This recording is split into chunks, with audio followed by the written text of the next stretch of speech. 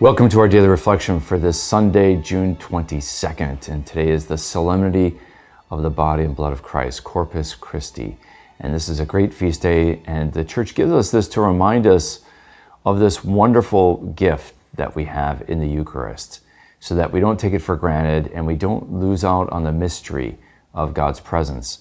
And so we see that this has been part of God's long plan for humanity. And we start with a reading that goes back into the ancient times of Abraham and the priest of Salem, which becomes Jerusalem, the priest king named Melchizedek.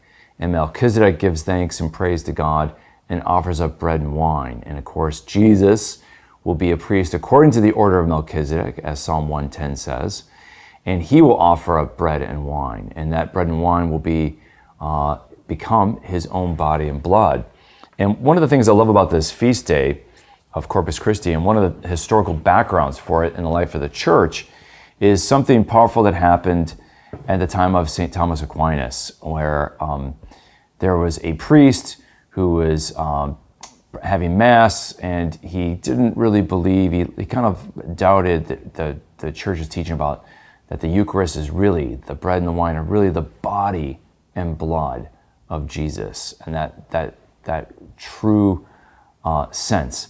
And so this priest was saying Mass quickly and was really disbelieving. And all of a sudden, at the consecration, the host started to bleed.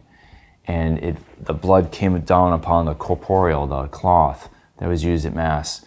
And he didn't know what to do. And he was near the town of Orvieto, Italy, where the Holy Father was. And so they ran over and told the Pope, and the Pope saw this great miracle that was manifest, and the priest now believed, and he told the Holy Father about this. And the Pope kept that corporeal with the blood of Christ, and he kept it in the great cathedral there at Orvieto, and you can see it to this day. So just recently, this year, during the Jubilee Year of Hope, I had the opportunity to make a pilgrimage to Rome, and I went to Orvieto, and I went to this chapel of the corporeal in the cathedral of Orvieto. And you can see the blood stains of Christ on that corporeal, on that cloth, which is amazing.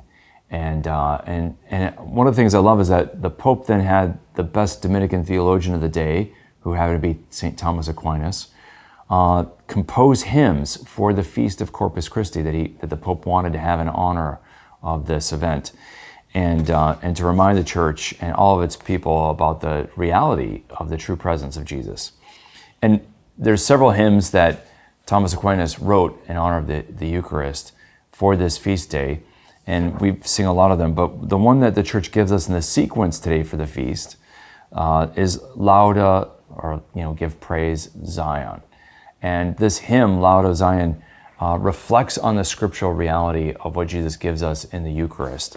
And I just want to go right almost to the heart of this beautiful hymn that Thomas Aquinas sang, and to me it gets to a key point of this feast day.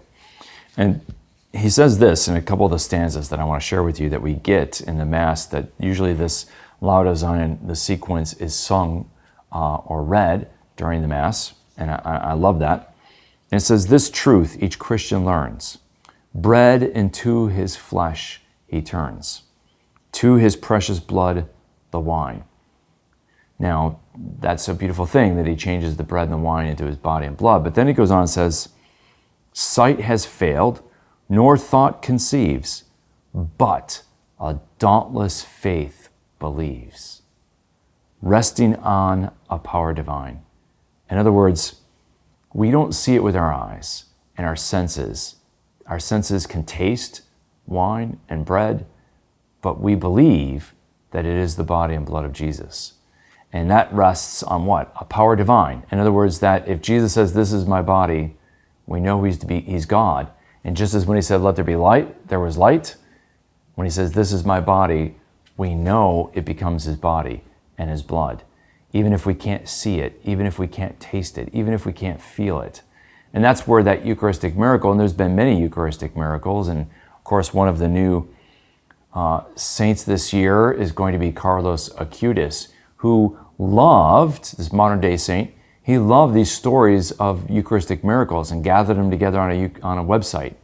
as part of his evangelization. So check out Carlos Acutis and these great Eucharistic miracles. But then Aquinas goes on and says, here beneath these signs are hidden priceless things to sense forbidden. Signs, not things, are all we see. So we have to go beyond what we see and what our senses tell us. And that only faith can give us this. Only faith. And so today we're called to exercise our faith in a deep way in the presence of Jesus Christ, body, blood, soul, and divinity in the Eucharist we receive and celebrate on this feast of Corpus Christi. So may our faith be strengthened, that we may perceive the great mystery of God's presence among us. May the Lord bless and keep you.